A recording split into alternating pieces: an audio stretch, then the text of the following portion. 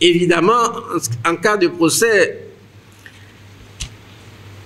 c'est ce qui caractérise le plus la lutte contre le terrorisme dans les sociétés, je dirais démocratiques plutôt. En effet, un procès équitable suppose un respect du principe de présomption d'innocence des accusés, ce qui dans la réalité est particulièrement choquant pour les victimes, elles qui ont vu les auteurs poser des actes de flagrance délit. Dans les pays non démocratiques, ils sont purement et simplement neutralisés, pour reprendre la formule consacrée, pour dire qu'ils sont tués, parce qu'on ne veut pas dire qu'on les tue.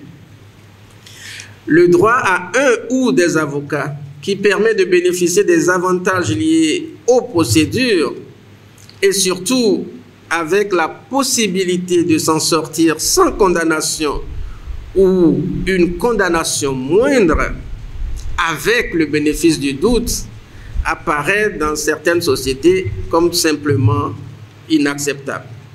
Certes, même terroristes aux mains couvertes de sang, ils demeurent des justiciables comme les autres.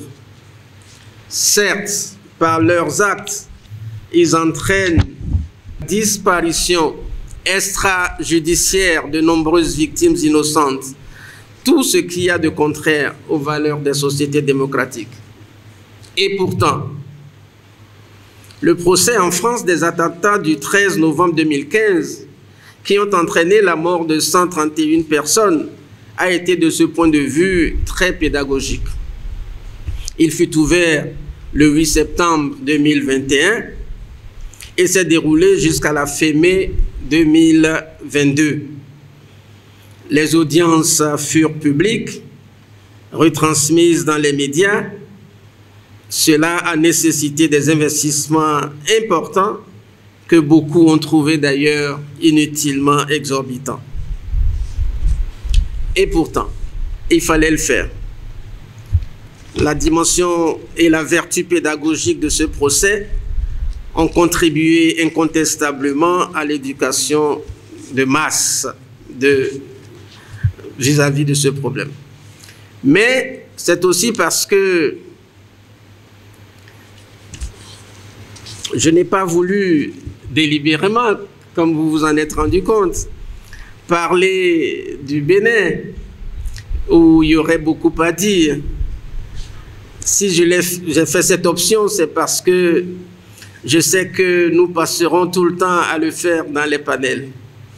Il faudra, au préalable, en ce qui concerne le cas du Bénin, répondre à la question de savoir si nous sommes dans une société démocratique ou si nous sommes encore dans une société pré-démocratique et où, avant de savoir si les débats sous-jacents doivent y être appliqués.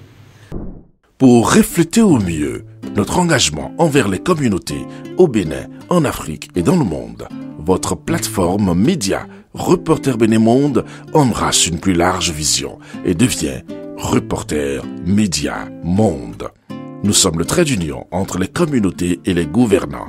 Suivez-nous via notre site www.reportermediamonde.com et en vous abonnant à nos différentes pages sur les réseaux sociaux. Reporter Média Monde. Nous faisons de votre information l'actualité du moment.